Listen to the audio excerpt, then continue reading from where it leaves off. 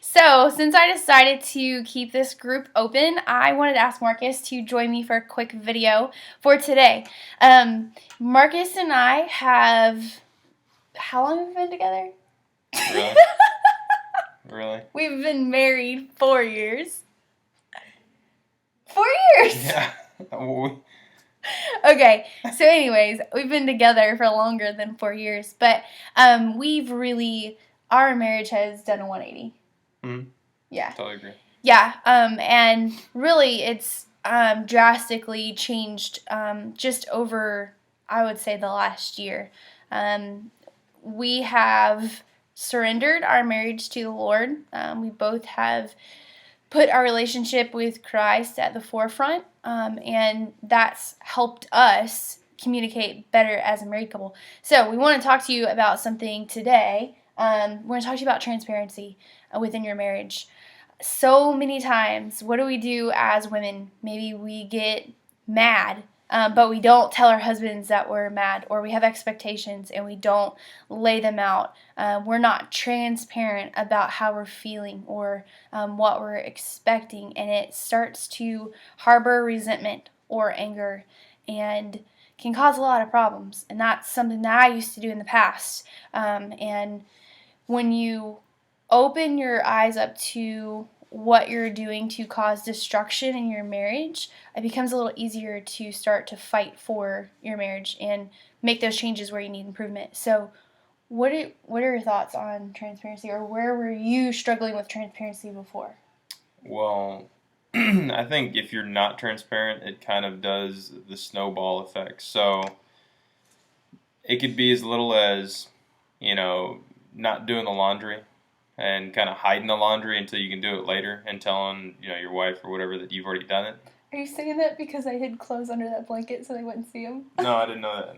But I've done that. I've told her that I had done it before. And it's silly stuff like that, but those types of little things that where you're not transparent can lead to bigger things. Yeah. And then that leads into a breakdown of communication where it's kind of like, do I tell her this or do I not tell her this or do I omit this stuff? And, when you start going down that, it's just a slippery slope and it just mounts up until it just starts one lie after another. Was there a point in our marriage where you really felt like you started to grasp the transparency? I think both of us had a really big problem with transparency before. So is there like something that clicked for you that started to allow you to be vulnerable and transparent with me? Yeah, I think it was one of our talks with Dwayne. We have a mentor that we always go to, and he's a pastor, but he had said some stuff to me that kind of made it click a little bit easier. One of the things is that truth is the easiest route because you don't have to remember anything really. I mean, you kind of do. You recall what happened, but it's more natural than going like, okay, wait a second, did I say it was 5 or 4? So it's better to do that and just to go ahead and get the painful portion out of the way and work on it. But there also is the transparency. You can't just go vomit on somebody everything. That's another thing that people misconstrue with transparency is like, oh, I'm just going to tell them like, hey, I spent $100,000 last night on eBay or Amazon. Just want to put it out there, and it's not like that. It's you have to be progressive with it and you have to be delicate with it. And so that's another thing that he taught us was, you know, using the right verbiage to go, hey, I'm not comfortable and this is how I feel right now. I'm not going like, pretty much just being a victim. You don't want to be a victim. As soon as you start saying you're a victim of something, then that's another road you don't want to go down.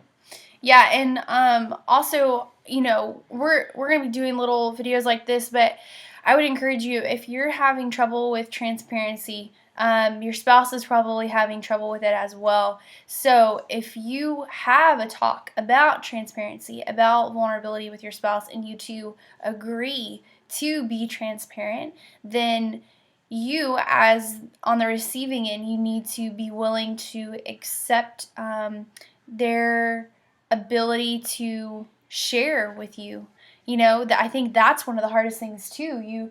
One of the things that we shy away from transparency with our spouses because we don't know the reaction and we don't know what they're going to do. So if you talk to your spouse or your significant other or someone that you have a relationship with, maybe where transparency is an issue for you, be willing to accept what they bring to you and to work through it, and it not be this, situation where if they're transparent with you and tell you something that you're not, necessarily wanting to hear, that you blow up. That was me, right? Yeah.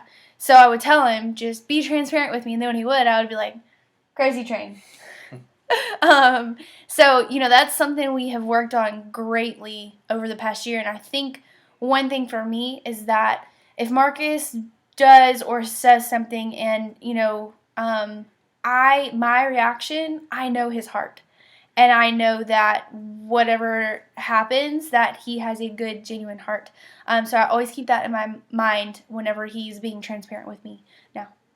Yeah. The other thing is, too, is that when you're transparent, even though it's harder to be transparent or vulnerable with your spouse, it's probably the most rewarding because that blossoms into the rest of your life. It just kind of leaches out and attaches to whether you're at work or whether you're with your friends and whatnot. And I've noticed too, when I'm at work or when I'm in different crowds, I have no problem telling them, like, I'm not comfortable with that. Like, we're used to keep it to myself and be like, I'm just going to deal with it, whatever. And now it's just kind of like, no, not me.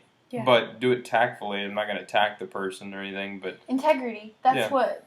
Okay, so he, being transparent with you guys, he had a situation at his job where, integrity has been a huge thing for us over the past year. Like, that's our jam, basically. That's what we are molding our lives around, is integrity.